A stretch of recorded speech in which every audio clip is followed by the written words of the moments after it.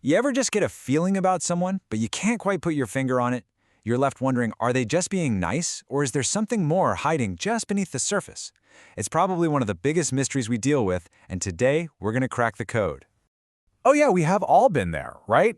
Replaying every little conversation, every gesture, asking ourselves this exact question over and over.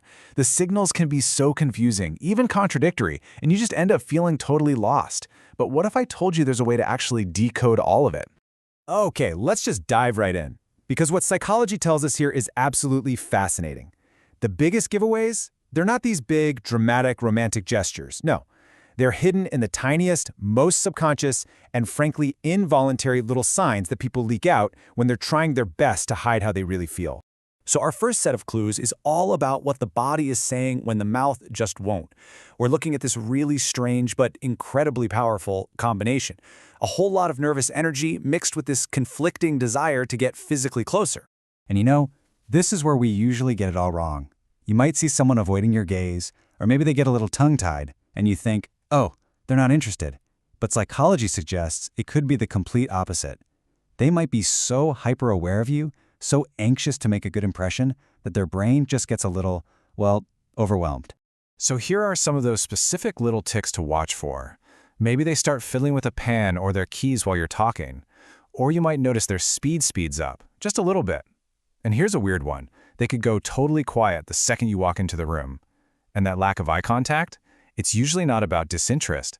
It's because holding your gaze feels way, way too intense for them in that moment. But, and this is the beautiful, crazy contradiction, while their brain is sending out all these nervous, stay away signals, their subconscious is literally pulling them in the opposite direction. It's this classic push and pull. This whole thing is driven by a really core idea in psychology called the proximity principle. It's super simple. We are just naturally drawn to the people we are physically around the most. So if someone is attracted to you, their subconscious is going to find any excuse it can to shrink the distance between the two of you. So what does this actually look like? Well, think about it. In a group, do they always seem to end up standing near you?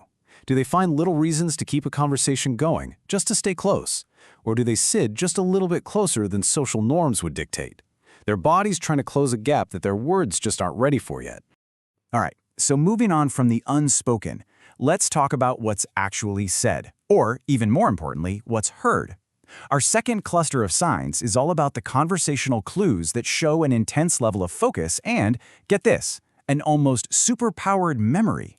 You know, in a world where we're all constantly distracted, someone giving you their complete undivided attention, that's one of the most valuable things they can offer. It is a huge, huge sign that they are truly invested in you. So, and this is crucial. It's not just about the words they say to you. Actually, that's just a tiny little piece of the puzzle. The real proof of their interest is in how they listen, how they process what you say, and what they actually remember from your conversations. In this intense listening, it shows up in some pretty surprising ways. Think about it. They bring up that tiny, random comment you made days ago, something you don't even remember saying. They're the one person who notices you got a haircut or are wearing a new shirt. They're trying to get past the small talk. They want to know the real you. In short, they aren't just hearing your words, they're studying you. Which leads us perfectly to our final and maybe the most powerful cluster of signs. This is where things go beyond just nervous energy or intense focus into something much deeper. We're talking about the comfort zone. This is all about emotional openness and vulnerability. And there's a really clear progression here. It usually starts with laughter. They just seem to laugh more easily, more freely around you. Then you'll start to notice their conversational filter just kind of disappears. They drop their guard. They speak more openly. And then the final step is sharing. They start opening up with personal stories, showing you a side of themselves that pretty much no one else gets to see.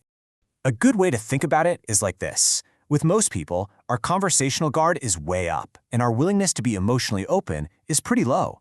But around someone we feel a real connection with, that whole dynamic just flips. The guard comes way down, and the emotional openness just skyrockets. The key is to notice that this change in their behavior happens specifically when they're with you. Okay, so we've looked at nervous body language, we've looked at intense listening, and we've talked about emotional comfort. Now, let's put all the pieces together so you can actually see the full picture. And listen, this right here is the most important takeaway of all. Any one of these signs on its own, it could just be a coincidence. But attraction isn't about one single clue. It's about a pattern. When you start seeing signs from all three of these different categories, that's when you know you're onto something real. So here's the final pattern to look for. 1. Are you seeing that weird mix of nervous energy and the constant need to be physically close? 2. Are you noticing that incredible memory for the little details of your life? And 3. Are you feeling their emotional guard come down, letting you into their comfort zone? When you see all three of those things working together, you're looking at one of the clearest pictures of hidden attraction that psychology can possibly give you. So that just leaves us with one last question. Now that you know the signs, who are you seeing in a completely new light?